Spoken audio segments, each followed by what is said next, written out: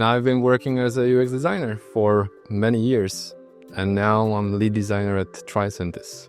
When did you first realize AI was going to, change your job? I don't think that AI will change it anytime soon. Today, manager, instead of just asking the designer, hey, could you give me design of this?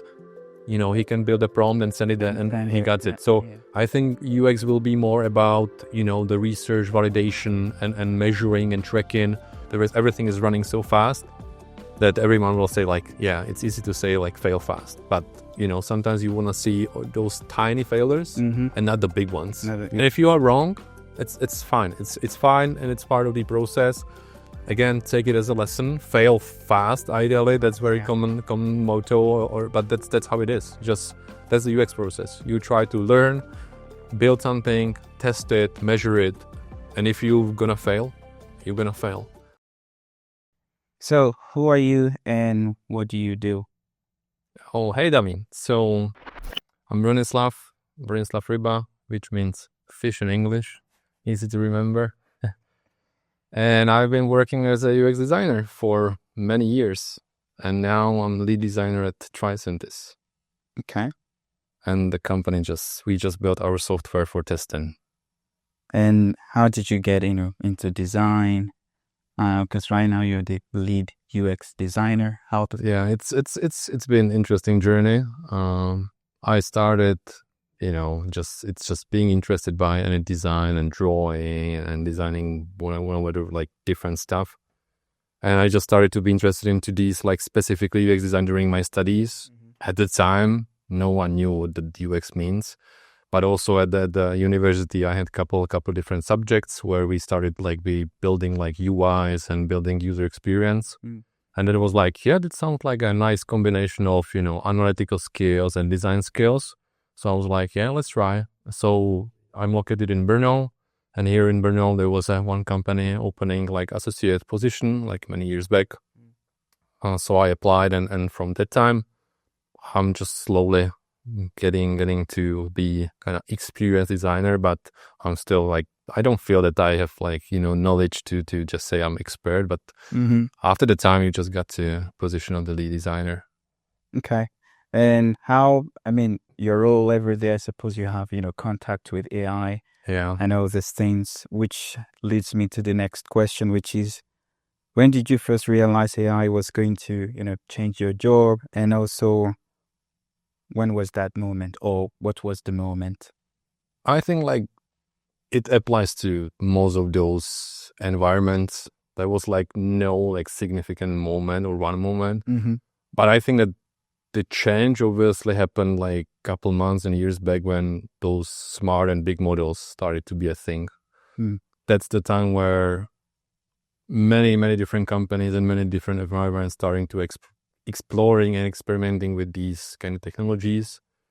So I would not say that there is one moment, but I really think that it's just about the period of time where it was way more accessible and easier to use. Okay. And it obviously, we are IT company, and IT, I think, is one of those top environments where AI just makes super sense. Right. And do you have any favorite one? ChatGPT, Cloud, or? I think it's, I still see and approach the AI, at least for now, as a tool. So it really depends what the use case is. Especially for UX designers, there is obviously many different areas where you can use the AI and put it into your process. Okay. There is definitely part where you just need to use Gen AI to help you with, the writings and then the labels and these things. That's usually Open AI. And in these days, Anthropic, I think it's a very good one. Good. Yeah. So we use it way more than any other. And of course, there is definitely the UX and or the design part where these AI tools can help you to design or prototype. Here, we don't really use it that much for doing the whole process or, the full design process. I specifically use it to help me, a little bit open the creativity box.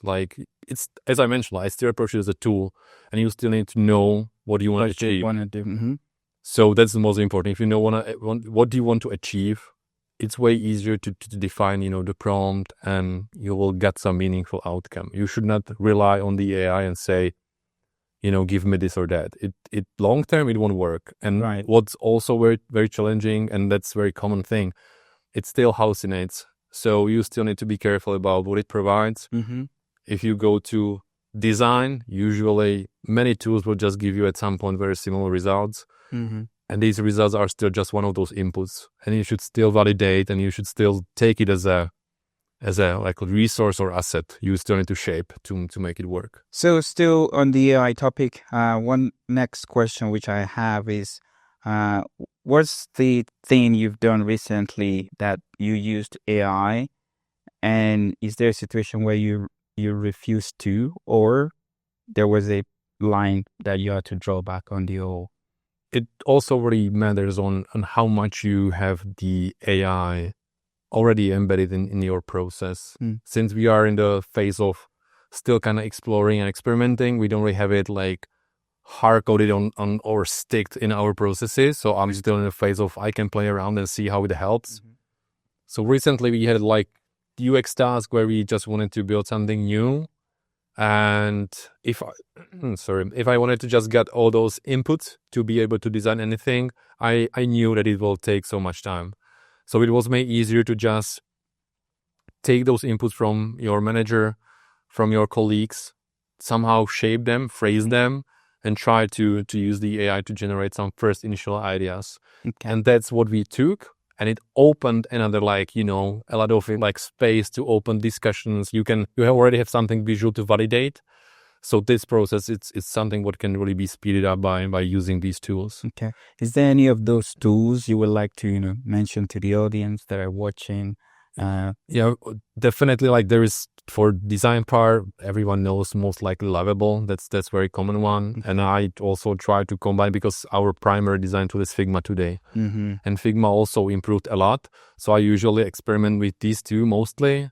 Of course, there is also the other tasks, as I mentioned, like Claude and these things. But again, if I really want to go into this design specific thing, Lovable and Figma Make in these days, it's something what we use. But again, I will repeat myself, I still use it as a tool and one of those resources. It's just something what I still can't rely on. Right. So regarding to the tool you mentioned, Lovable, you also mentioned, I think, Figma Make. For the audience who are watching who maybe don't know what these two are, how would you describe these two tools to just a new designer, for example? So I think Figma would be easier to explain because Figma is just, it's a full tool you can use, or complex tool you can use for the whole design process, more or less. And it's also a collaborative tool in which you can basically just store your work, meaning like any work. Figma is getting bigger. Right now, it's like when you can also imagine that if you start designing, usually you start with pen and paper. Right. Now you don't need pen and paper because you have everything digital. So there is part where you can just be using these old methods, let's say pen and paper, but you have it in Canvas and you can draw and do the things digital. And then obviously, especially in this company, we are a bigger team. We have multiple different products. So you need to collaborate a lot. So you can just imagine it as a big office in which you can do all the tasks together. Right. Onboarding, drawing, and then designing, and then doing prototype. It's like, complete suite where you can do anything. And what about Lovable? Lovable, I still consider something what is evolving a lot, but Lovable is similar thing, but it's definitely AI first. Okay. So it's Figma originally was a design tool where you just draw, right, and design multiple ways. Lovable is definitely oriented to AI, so it's more like prompt oriented. So just sending your prompt and it creates some kind of cool is that it can immediately give you a working prototype with code. Of course, I'm not that much code expert, but it's definitely something that will work. Figma is getting there. You can also use Figma Make. It will work as well. These days, also, Cursor is also getting to that point that if you are able to take Cursor, put it into your process and pipeline, it will give you similar results. Still, you really need to know how to build properly the prompt to get some reasonable outcomes. On the other hand, you will just iterate and you can shape it step by step. Okay. What something did you believe about design 2 years ago that you know or think now that is completely wrong? That's a good one. I'm not sure if there is anything what was like completely wrong or anything. It's a process like anything else. So it's really hard and difficult to say like that was wrong because it might be just wrong because you didn't have at the time certain information or answer or knowledge. So as anything else, it's a process. So I would not really say that there is something wrong and now we are getting better. Maybe now we are completely wrong, but who knows, right? So again, like I still find it as a lesson for you and as a process. So you just need to make sure that if you do anything, you just want to make sure that what you build and what you design, especially if you are talking about UX design, that you provide outcomes or solutions based on as much info and as much knowledge as you might have at the given moment. And if you are wrong, it's fine. It's fine and it's part of the process. Again, take it as a lesson. Fail fast, ideally. That's very common motto, but that's how it is. Just that's the UX process. You try to learn, build something, test it, measure it, and if you're gonna fail, you're gonna fail. Yeah, and I like the part of the fail fast. It reminded me of I think there's a model in data science where you say, you fail fast because you learn things really fast, and it also gives you the opportunity to move faster than your competitor. Yeah. Because while they're deliberating, working on taking their time, you already failed and you already moved on. That's what makes at the end the difference. Like, because sometimes you are failing and you don't know it. Right. Because you are either not measuring at all, or you don't measure it in the right way, or you try to measure different or incorrect KPIs or metrics. So failing fast and failing in the right way, that's I think the biggest challenge especially in these big companies and the at least existing and current environment. Everything is running so fast that everyone will say like, yeah, it's easy to say like fail fast, but sometimes you want to see those tiny failures and not the big ones. You want to avoid these big ones because it's expensive to fix them. Right. Okay, so moving on to the next one.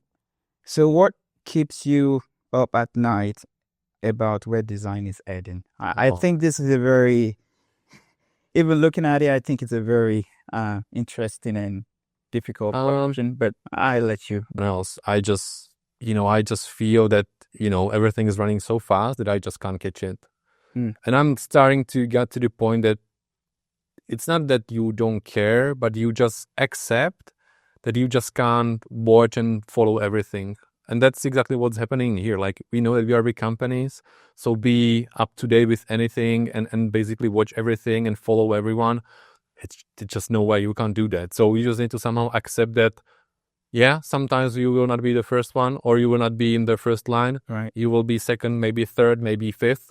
But you just got back to your foundations and basic and just try to do as much as you can and as best as you can. Yeah, and if a person is trying to get into UX design right now, would you say it's a good time to get in it, or what advice would you give? Absolutely. I think that the UX itself, yes, of course, AI, it has huge impact and it's gonna have even bigger impact to all of us. Like, definitely it's changing like all the departments and environments.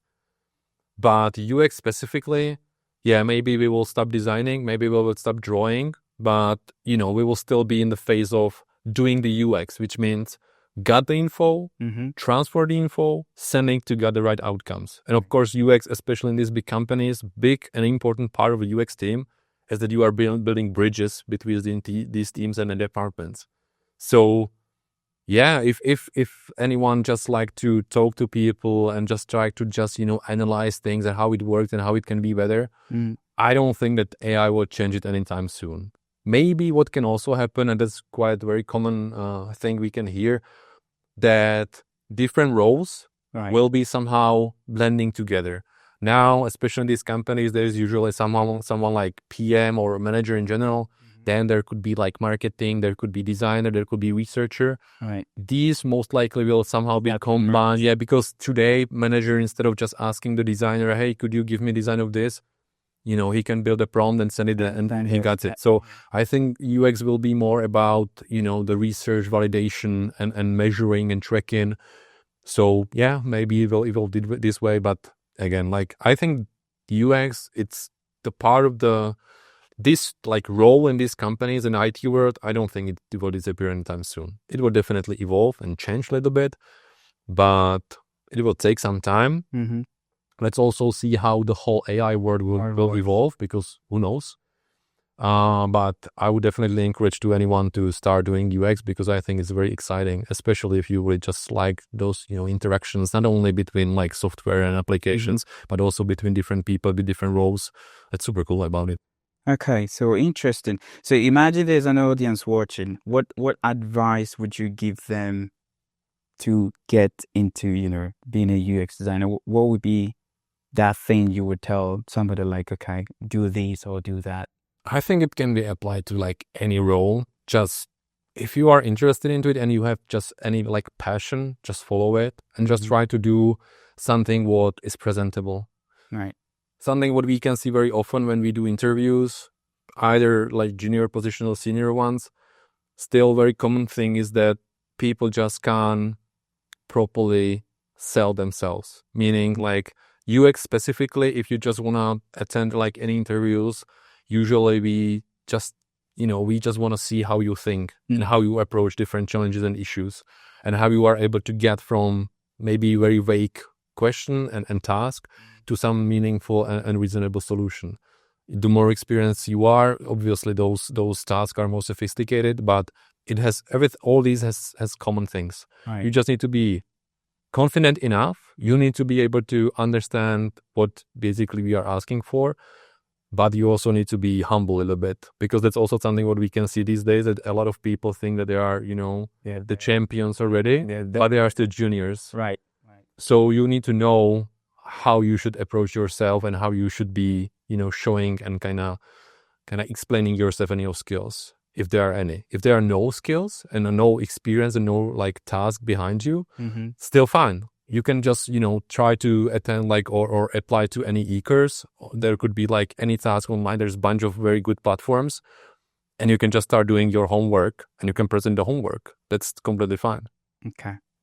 Anyways, it's been a pleasure talking with you. I know you're a very, busy man here, and I hope the audience got something from you, and fellow designers out there, hopefully, But anyways, thank you for, showing up today and giving your inputs to audience. It's a pleasure. And Thank you for having me. looking forward to having you more on the channel.